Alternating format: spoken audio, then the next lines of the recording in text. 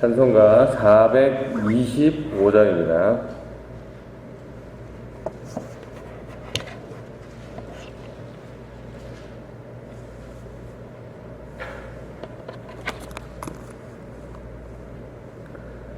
주님의 뜻을 이루소서.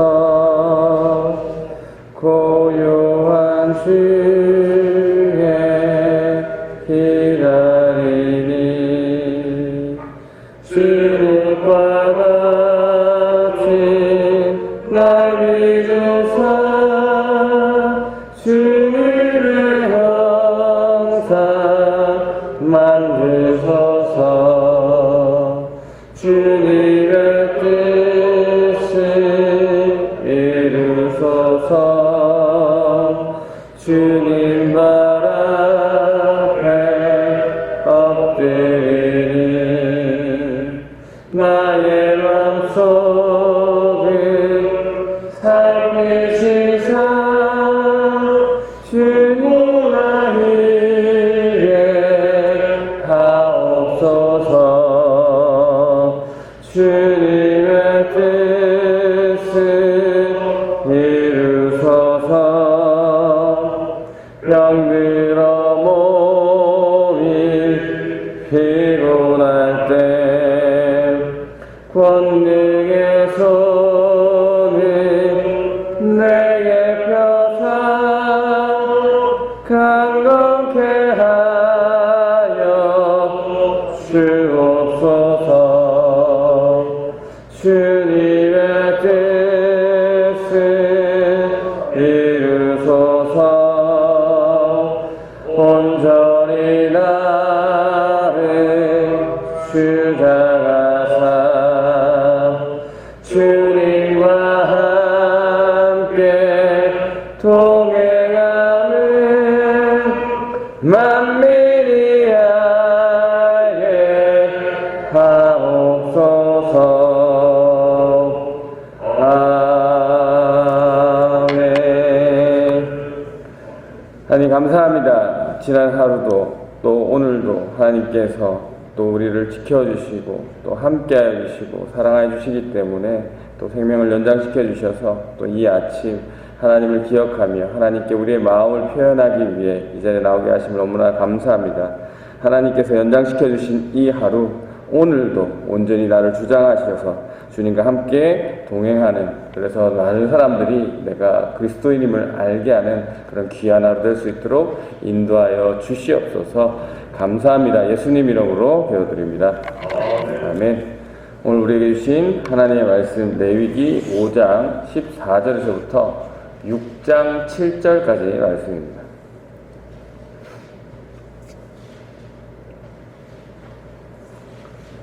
레위기 5장 14절에서부터 6장 7절까지의 말씀입니다. 제가 봤습니다. 여호와께서 모세에게 말씀하여 이르시되 누구든지 여호와의 성물에 대하여 부지 중에 범죄하였으면 여호와께 속건제를 드리되 네가 지정한 가치를 따라 성소의 세겔로 몇 세겔 은에 상당한 흠없는 숫양을 양떼 중에서 끌어다가 속건제로 드려서 성물에 대한 잘못을 보상하되 그것의 5분의 1을 더하여 제사장에게 줄 것이요 제사장은 그 속건제의 순양으로 그를 위하여 속죄한즉 그가 사함을 받으리라. 만일 누구든지 여호와의 계명 중 하나를 부지 중에 범하여도 허물이라 벌을 당할 것이니 그는 네가 지정한 가치대로 양떼 중 흠없는 순양을 속건 제물로 제사장에게 가져갈 것이요 제사장은 그가 부지 중에 범죄한 허물을 위하여 속죄한즉 그가 사함을 받으리라. 이는 속건제니 그가 여호와 앞에 참으로 잘못을 저질렀음이니라. 여호와께서 모세에게 말씀하여 이르시되 누구든지 여호와께 신실하지 못하여 범죄하되 곧 이웃이 맡긴 물건이나 전당물을 속이거나 도둑질하거나 착취하고도 사실을 부인하거나 남의 잃은 물건을 줍고도 사실을 부인하여 거짓 맹세하는 등 사람이 이 모든 일 중에 하나라도 행하여 범죄하면 이는 죄를 범하였고 죄가 있는 자니 그 훔친 것이나 착취한 것이나 맡은 것이나 이런 물건을 주운 것이나 그 거짓 맹세한 모든 물건을 돌려보내되 곧 그 본래 물건에 5분의 1을 더하여 돌려보낼 것이니 그 죄가 드러나는 날에 그 임자에게 줄 것이요 그는 또 그 속건 재물을 여호와께 가져갈지니 곧 내가 지정한 가치대로 양떼 중 흠없는 순양을 속건 제물을 위하여 제사장에게 끌고 갈 것이요 제사장은 여호와 앞에서 그를 위하여 속죄한즉 그는 무슨 허물이든지 사함을 받으리라. 아멘. 오늘도 살아계신 하나님께서 오늘 이 본문을 통해서 또 우리 각자에게 또 우리 공동체에게 주시고자 하는 메시지를 발견하시고 깨닫는 귀한 은혜의 시간 되시기를 바랍니다. 계속해서 구약의 제사법에 대해서 우리가 함께 살펴보고 있습니다. 오늘은 속건제에 대한 규범을 이제 말씀하고 있는데요. 속건제가 무엇입니까? 15절에 나와 있습니다. 누구든지 여호와의 성물에 대하여 부지 중에 범죄하였으면 여호와께 속건제를 드리되 네가 지정한 가치를 따라 성소의 세겔로 몇 세겔 은에 상당한 흠없는 순양을 양떼 중에서 끌어다가 속건제로 드려서 여기서 여호와의 성물에서 이 성물은 구별하다, 바치다는 뜻으로 이 하나님께 바쳐진 모든 것을 얘기합니다. 모든 예물을 이야기합니다. 여기서 이제 부지중이라고 번역된 단어는 여기서 실수나 부주의를 이야기합니다. 그래서 속건제란 하나님께 드려진 제물이나 이 예물에 대해서 드려지는 사람이 실수나 부주의로 이 죄를 범했을 때 그 죄를 사함받기 위해서 드리는 제사를 이야기합니다. 이렇게 죄를 범했을 때 이 죄를 씻기 위해서 무엇을 바치라고 되어 있습니까? 흠없는 순양을 바치라고 합니다. 이 흠없는 순양을 바치는 조건이 있는데요. 여기서 보니까 하나님께서 네가 지정한 가치를 따라서라고 말씀하고 있습니다. 여기서 네라고 하는 내가라는 사람은 모세죠. 하나님께서 모세에게 속건제를 드려야 하는 죄 지은 자가 오면 그 죄값을 이제 모세가 판단해서 이 성소의 계산법대로 무게를 달아서 무게를 정해서 그 값을 정해주라는 말씀이고요. 앞에 다른 제사들과 다르게 이 속건제는 이 제물의 액수에 대해서 정확하게 측정을 해야 하고 있습니다. 그 이유는 이 속건제는 배상, 보상의 의미가 강한 그러한 제사이기 때문입니다. 16절에 나오죠. 성물에 대한 잘못을 보상하되 그것의 5분의 1을 더하여 제사장에게 줄 것이요 제사장은 그 속건제의 순양으로 그를 위하여 속죄한즉 그가 사함을 받으리라. 성물에 대한 죄에 대해서 이 모세가 정하고 또 이 모세 이후로는 제사장이 이걸 받아서 이제 계속 이거를 정했는데요. 제사장들이 제물의 가격을 정해주면 그 가격의 5분의 1을 더해서 제사장에게 주고 제사장은 그 속건 제물로 바쳐진 순양을 가지고 제사를 드려줘서 그 죄를 씻는 예식을 해야 했습니다. 여기서 이 얼핏 드는 생각이 성전에 예물을 드릴 때 정해진 규범에 대해서 잘 알고 있더라도 사람이 여기서 보면 실수할 수도 있고 사람이 살다 보면 실수도 할 수 있고 어떤 날은 잘 드리다가 어떤 날은 부주의로 또 실수할 수도 있지. 그걸 빡빡하게 죄라고 규정지어서 이 성물의 값어치를 따지고 그것을 갚는 것뿐만 아니라 그 값어치에 5분의 1을 더해서 이렇게 바쳐야 되고 그걸 갚는 걸로 끝나는 게 아니라 그 죄를 씻기 위해서 지금 흠없는 순양까지 바쳐야 되냐라고 생각할 수도 있습니다. 그런데 이 당시 아시다시피 제사 성전은 아주 중요하게 생각했기 때문에 하나님께 드려지는 성물에 대해서 이 다른 어떤 범죄보다 큰 범죄라고 생각했기 때문에 이 큰 죄로 인식했기 때문에 요런 구절들이 있는 것입니다. 17절입니다. 만일 누구든지 여호와의 계명 중 하나를 부지 중에 범하여도 허물이라 벌을 당할 것이니 여기서 부지 중이라고 번역된 단어는 15절의 부지 중이라는 단어랑 또 다른 단어입니다. 이 15절에서는 실수, 부주의라는 의미였으면 17절의 이 단어는 알지 못하더라도, 알지 못하더라도라는 의미입니다. 그러니까 하나님이 지키라고 주신 이 계명을 이 사람이 알지 못해서 지었더라도 그것은 뭐라고 합니까? 허물이라, 죄라는 것이죠. 그렇기 때문에 벌을 당할 것이다 라고 말씀하고 있습니다. 성물, 율법 모두 하나님과 관련된 것이죠. 그렇기 때문에 실수를 해도 부주의를 해도 모르고 해도 다 죄다라는 겁니다. 그것도 큰 죄다라고 말씀하고 있죠. 18절입니다. 그는 네가 지정한 가치대로 양떼 중 흠없는 순양을 속건 제물로 제사장에게 가져갈 것이요 제사장은 그가 부지 중에 범죄한 허물을 위하여 속죄한즉 그가 사함을 받으리라. 성물에 관해 범죄했을 때와 마찬가지로 이 모세도 이후에 제사장들이 정한 값대로 이 순양을 바치는데 뭐가 빠졌습니까? 이 성물의 값 5분의 1을 바치는 게 빠졌죠. 왜 빠졌을까요? 이 성물은 이 물건이기 때문에 이 값어치가 측정할 수 있는 건데 이 하나님의 계명을 어기는 것은 이 물건 같은 게 아니기 때문에 그것에 대한 값을 매길 수 없기 때문에 여기서는 원금과 벌금이 없지만 죄를 씻기 위한 순양은 필요하다라는 얘기를 하고 있는 거고요. 19절입니다. 이는 속건제니 그가 여호와 앞에 참으로 잘못을 저질렀습니다. 여기까지가 이제 하나님께 드리는 예물이나 계명을 어기는 것에 대한 이 속건제의 배상에 대한 이야기고 6장부터는 이웃에 대한 배상으로 이 속건제를 이야기합니다. 2절 3절입니다. 누구든지 여호와께 신실하지 못하여 범죄하되 곧 이웃이 맡긴 물건이나 전당물을 속이거나 도둑질하거나 착취하고도 사실을 부인하거나 남의 잃은 물건을 줍고도 사실을 부인하면 거짓 맹세하는 등 사람이 모든 일 중에 하나라도 행하여 범죄하면 여기서 5가지를 지금 이야기하고 있죠. 첫 번째는 남의 물건을 맡아놓고 받은 적이 없다고 사실을 부인하는 행위. 두 번째는 친구나 이웃의 담보물을 이렇게 횡령하고도 그 사실을 부인하는 행위. 세 번째는 강도질하고 또 그러한 사실을 부인하는 것. 그 다음에 네 번째는 남의 물건을 도둑질하거나 강제로 뺏어놓고 그 사실을 부인하는 것. 다섯 번째는 이웃의 잃어버린 물건을 얻고서도 그 사실을 부정하는 행위 등을 여호와께서는 신실하지 못하기 때문에 죄를 범하는 것이다 라고 말씀하고 있습니다.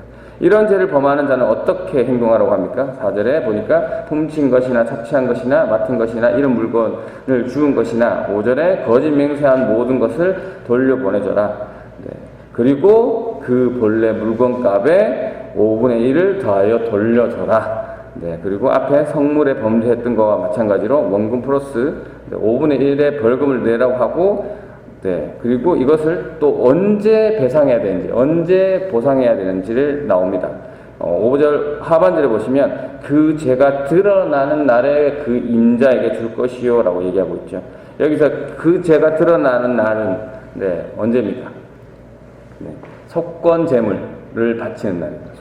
속건제물 아까 그 순양을 바치는 거죠. 그날, 그러니까 그 속건제물을 드리기 전에 먼저 피해를 준 그 임자에게 찾아가서 갚으라는 거죠. 원금 플러스 5분의 1 배상. 하나님께서 제사를 드리기 전에 먼저 이웃과 자신이 잘못한 것을 풀으라는 말씀이죠.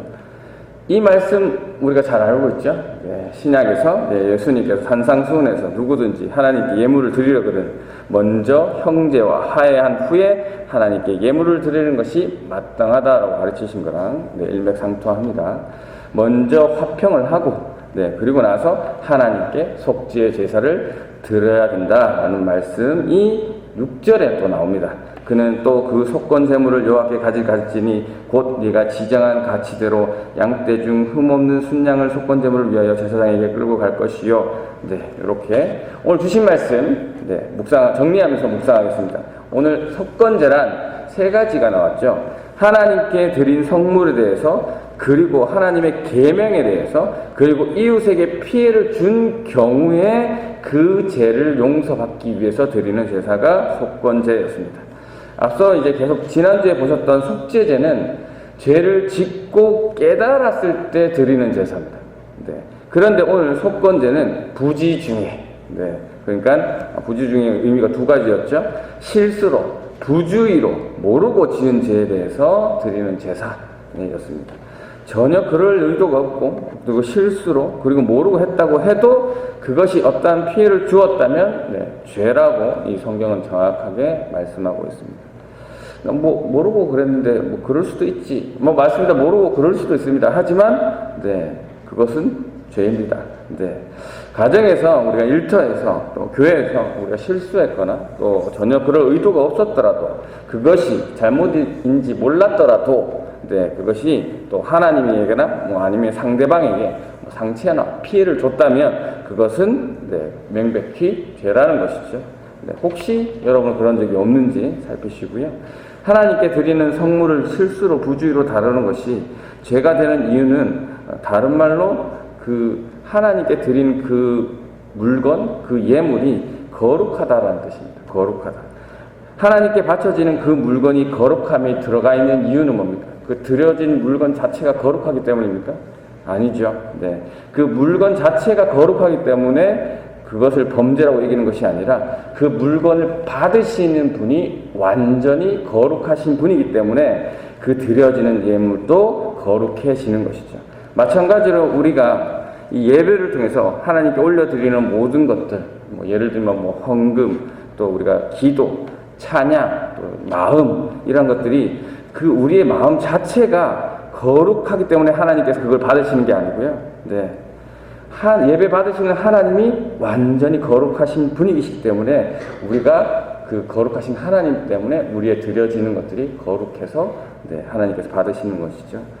자, 마찬가지로 우리가 지금 이 자리에 나온 것도 우리가 뭔가 되기 때문에 특별하고 또 구별되게 하기 때문에 하나님께서 받으시는 게 아니라 우리는 여전히 우리 안에 허물도 많고 또 죄가 있는 연약한 존재이지만, 네, 우리를 받으시는 그 하나님께서 완전히 거룩하신 분이기 때문에 그 분으로 인해서 우리가 거룩해질 수 있다는 것입니다. 믿으십니까? 네, 아멘입니다. 우리의 믿음도 우리의 그 어떤 것도 우리에 있는 것이 아니라, 네, 하나님께 있습니다. 참으로 다행입니다. 우리가 구약시대에 살고 있었다면 이 죄를 해결받기 위해서 매번 순양과 또 원금도 갚아야 되고 또 그에 대한 벌금도 바쳐야 되는데, 감사하게도 우리는 예수 그리스도 때문에 그 예수님께서 우리의 연약함을 아시고 우리를 대신해서 또 제물이 되어주셔서, 네, 우리는 예수 그리스도를 믿는 믿음으로 그분의 이름으로 우리의 죄를 용서받을 수 있는 게 이 얼마나 큰 은혜인지, 얼마나 큰 감사한 일인지 참 모르겠습니다. 네, 여러분은 모르겠지만 제가 만약에 구약시대에 살았더라면 아마도 제사 매일 드려야 돼서, 네, 돈 갚느라 아마 거지가 되었을 거라 생각합니다. 예수 그리스도의 사랑과 그 은혜가 참으로 귀합니다. 오늘 속죄제가 하나님께 드리는 성물에 대해서 죄를 범하면 그 성물의 값을 5분의 1을 더해서 제사장에게 갚고 그 죄를 씻기 위해서 순양을 바치는 것이었죠. 그리고 이웃에게 해를 끼쳤을 때도 이 성물에 대해서 죄를 범한 것 같이 똑같이, 성물에 대해서 죄를 범한 것 똑같이 지금 배상을 하라고 말하고 있습니다. 두 사건 모두, 네, 뭡니까? 갚아야 되는 것이 똑같죠. 그 말은 뭡니까? 이 사건의 중요도가 같다라는 것이죠. 네. 이렇게 얘기하니까 또 뭐가 생각합니까? 예수께서 주시는 말씀이 생각나죠. 마음을 다해 뜻을 다해 하나님을 사랑하고, 네, 이웃을 사랑하라는 말씀이 생각납니다. 네, 이 말씀 역시 같은 거죠. 하나님을 사랑한다고 말하면서 이웃을 사랑하지 않는 사람은 하나님을 사랑하는 사람이 아니라는 것이죠. 앞에서 말씀드렸지만 하나님의 성물에 죄를 범했을 때 또는 이웃에게 죄를 범했을 때 먼저 원금뿐만 아니라 그 원금의 5분의 1을 더해서 주고 난 뒤에 순양을 바치라는 말씀은, 네, 먼저 자신의 잘못에 대해서 형제와 또 이웃과 해결하고 나서 하나님께 제사를 드려서 죄 용서를 받을 수 있다라는 말입니다. 여러분들은 어떻습니까? 가정에서 남편이랑 아내랑 또 자녀랑 또 친척이랑 다투고 나서 풀지 않은 채로, 관계가 회복되지 않는 채로 예배 자리에 나와서 예배를 드리면 하나님께서 그 예배를 받으신다는 겁니까? 안 받으신다는 겁니까? 네, 받지 않으신다는 얘기죠. 네. 오늘 본문식으로 얘기하면 예배 자체를 드릴 자격이 없는 사람으로 되어버립니다.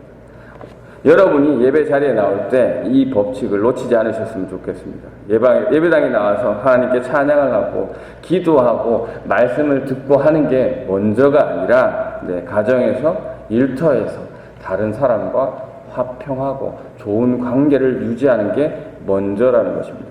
왜 하나님이 이 말씀을 오늘 우리에게 주셨는지 이 자리에 계신 저와 또 여러분이 묵상해 보시길 바라고요. 하나님이 누구와 화목하시기를 원하시길래 이 말씀을 주시는지 깨달으시길 바랍니다. 마지막으로 이 6장 2절 3절에 나와 있는 이웃에 대한 죄를 보시면 이 5가지 모두 아까 말씀드렸지만 공통적인 게 있습니다. 남의 물건을 횡령하거나 개인적으로 취하거나 빼앗거나 도둑질하거나 이거 다 등 이러한 행위 자체를 강조하는 것이 아니라 범죄를 지적해서 얘기하는 것이 아니라 이러한 죄를 짓고도 그 사실을 모른 척 부인하는 것을 지금 죄라고 얘기하고 있습니다. 그리고 2절 처음에 나오죠. 여호와께 신실하지 못하여 범죄하되. 이웃에게 죄를 짓고 부인하는 것은 이 상대방에게 거짓말하는 것뿐만 아니라 하나님께도 거짓말하는 것입니다. 그렇기 때문에 그 행위보다도 하나님을 속이는 나쁜 짓이라는 것이죠. 하나님은 절대 속일 수 없는 분이신데 말입니다. 사람이 살다 보면 오늘 부지 중에 그러니까 실수로 또 부주의로 그리고 알지 못하기 때문에 죄를 짓는 경우가 있습니다. 앞에서 우리는 알고도 짓는 자들 있잖아요, 사실은. 이럴 때 나는 실수이기 때문에 모르고 했기 때문에 이것은 죄가 아니다라고 하는 것이 아니라 이것이 죄구나 라는 것을 인정하고 회개해야 된다는 것이죠. 그래야 하나님께서는 그 죄를 용서해 주실 수 있습니다. 자신이 지은 죄를 인지 못하고 또 인정하지 못하고 그리고 회개하지 않는데 빌지도 않는데 하나님께서 먼저 용서해 주실 수는 없는 거니까요.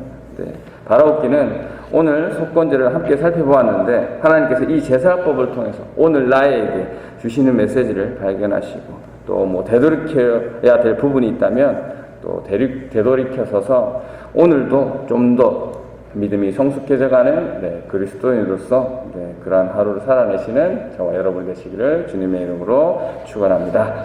아멘. 이 시간 함께 기도하실 때 오늘 이 들으신 말씀, 속건제에 대해서 들으신 말씀을 다시 한번 묵상하시고 또 기억이 나지 않으시면 기도하시기 전에 오늘 본문을 다시 한번 읽으면서 다시 한번 본문에 대해서 의미를 찾으셔서 오늘 하나님께서 이 본문을 통해서 나에게 무엇을 말씀하시는지를 그 음성을 듣게 해달라고 기도하시고 또 이 예배당에 나와서 예배를 드리는 것도 중요한 것이지만 이웃과 또 화평한 관계를 유지하는 것이 하나님과의 관계가 화평한 것임을 드러내는 것임을 놓치지 말고 오늘도 주신 이 하루 만나는 모든 사람들에게 그 모든 사람들과 화평할 수 있도록 도움을 구하시고 또 며칠 후 있을 대통령 선거를 위해서 또 산불을 위해서 또 전쟁을 위해서 코로나를 위해서 그리고 회복해야 될 우리 환우들을 위해서 기도해 주시고